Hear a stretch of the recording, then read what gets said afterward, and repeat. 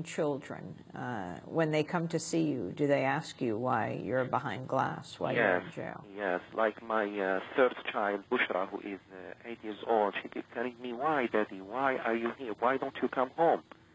And I say, it's not yet time, my daughter. She said, she thinks I am actually, for 3 months, she thought I was in a conference because she's used that I travel for conferences. And she said, this time you took a long time. Then when her mother brought her to the detention center, she was crying.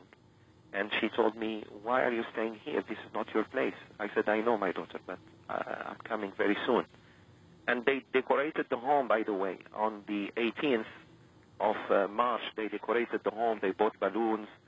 They bought a sign, welcome daddy, and their father didn't come just because DHS didn't honor its bond. Sheikh Zubair Boushiki speaking to us from the private detention facility he has been detained at for the last 4 months in Houston. As we wrap up today with a few words from Sri Lanka. The Sri Lankan military has blocked a United Nations aid mission from entering the area where the Sri Lankan military continues to attack Tamil Tigers. Some 50,000 civilians are believed to be trapped in the conflict zone. The Sri Lankan government's dismissed a unilateral ceasefire declared by the Tamil Tigers. The UN's estimating as many as 6,500 civilians may have been killed so far this year in Sri Lanka. Another 14,000 have been wounded. We turn now to Paul McMaster, a doctor working with Doctors Without Borders in a hospital in the northern province of Sri Lanka. A few days ago, he spoke about the situation there. About 3/4 of the injured coming in now have suffered from blast injuries, and the rest are gunshot wounds and mine explosions that we're seeing who survive in the field and actually reach us. We see abdominal injuries, but many of the chest or head injuries we suspect don't survive the blast to get to us. We're doing a lot of amputations. Many of the lower limbs are severely injured and blown off. So we're doing emergency amputations, and a lot of these patients we're doing abdominal explorations for damage to internal organs and the bowel. We're dealing with chest injuries, draining damaged chests and lungs, and we're dealing with some head injuries as well. But the majority of the severe head injuries don't make it to us.